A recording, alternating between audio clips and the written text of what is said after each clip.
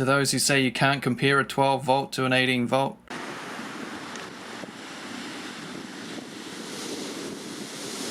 G'day guys, in this one we have an impact driver all Milwaukee affair. So on the left we have the standard impact drivers, on the right we have the hydraulics or the surge impact drivers. The two 12 volts in the middle, 18 volts on the side. These are the top Milwaukee impact drivers in each category of these tools. I'm going to show you how they compare with their different power levels and the differences between 12 and 18 and the differences between standard and hydraulic. We'll run them all on 6 amp hour batteries, and then later on in the video we'll chuck on the 12 amp hour high output just to see how much power difference that makes. Although you wouldn't want to be using one of those with an impact driver unless you really had to. Because as you can see, it's kind of like sticking a car battery on your impact driver. I'll give you the model numbers in this part of the world, and if you are in North America, well, maybe I'll put them on the screen if I get around to it, otherwise they'll be in the description. This is the M18 FID2, this is the M12 FID, the M12 FQID, and the M18 FQID. So FID, nice and simple in this part of the world. M12, obviously, FID, fuel impact driver, and if you put a Q in it, it becomes fuel quiet impact driver. Nice and easy, unlike the numbering systems elsewhere.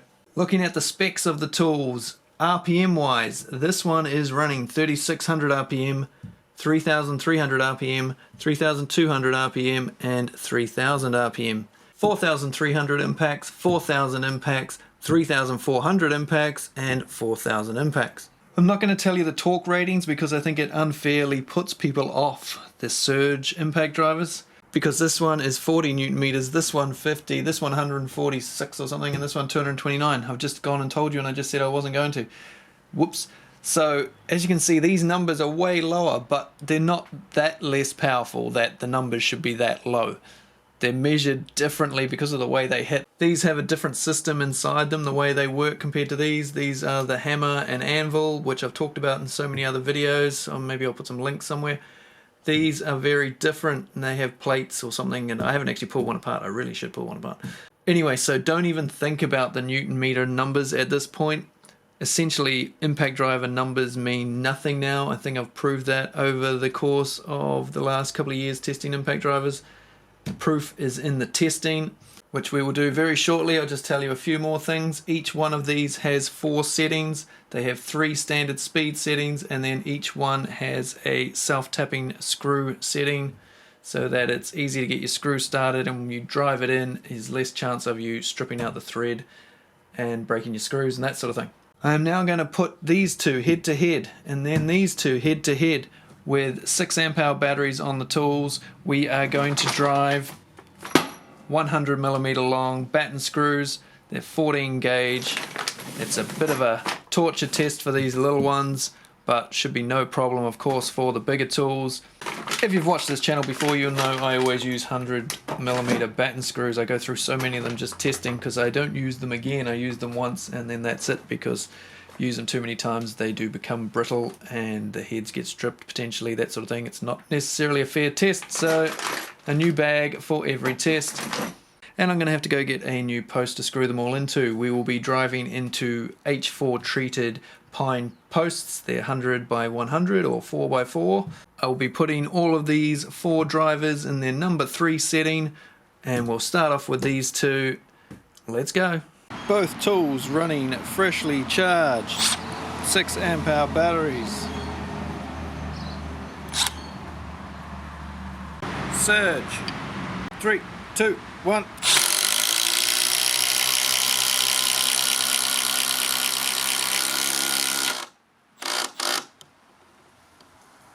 Pretty darn close. Surge. 3, 2, 1.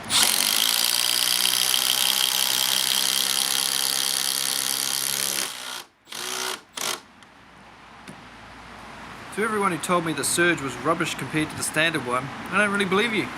It's pretty darn close, it's not far behind.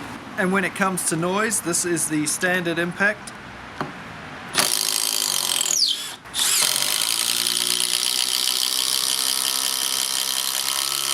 This is the surge.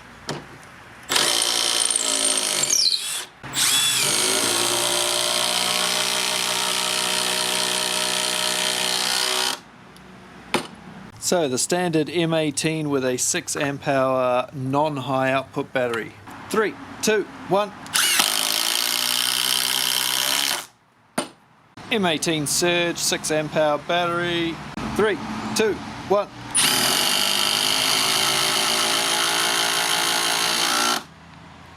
So the Surge is both coming in second place to the standard impacts, quite significantly with the 18 volt, but only just with the 12 volt. The Surge doing very well in that test. But how will it go up against the 18 volt counterpart? So we'll put these two against each other and these two against each other. Battle of the Surges, 12, 18. 3, 2, 1.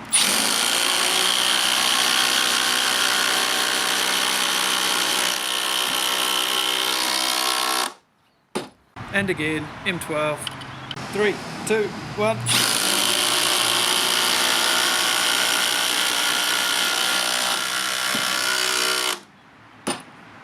Battle of the standard impacts, 12, 18. 3, 2, 1.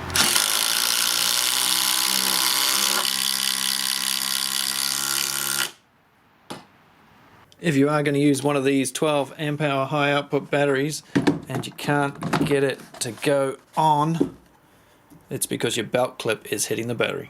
In this test we are going to put the M18 Surge with a 12 amp hour high output battery up against the M18 Standard with just a 6 amp hour non high output, just the extra capacity battery. Is that enough for this to overcome this? Let's take a look.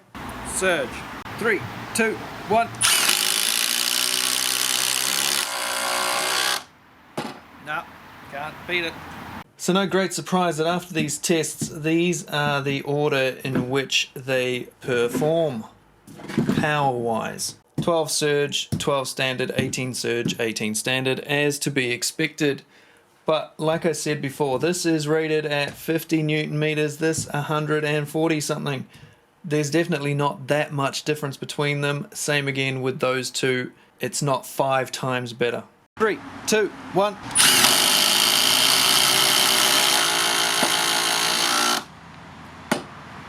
I won't be putting this impact driver up against any other brands in this video, but if you do want to see this smashing a whole lot of other impact drivers up here, down there, it is a pretty hard to beat tool when it comes to power. I think we should probably test just how loud these are now and see how much difference the Surge, quiet, hydraulic, whatever you want to call it, style impact makes.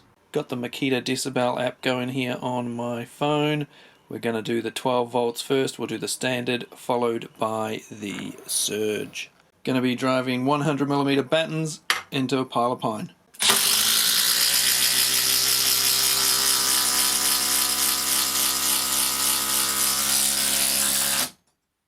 106 is the maximum we got there. That's pretty darn high. That's a lot higher than the Makita ones I tested, but maybe it's just because the phone's in a different place, leaning up against something different. There's going to be some vibration issues going on. This isn't highly scientific, of course. Anyway, let's go with the Surge, 12 volt.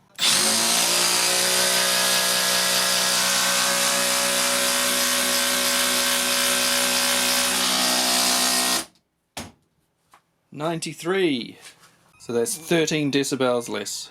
M18 time, standard.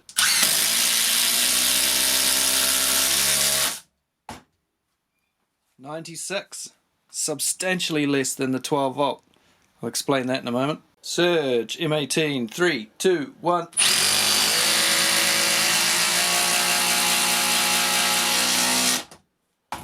.92.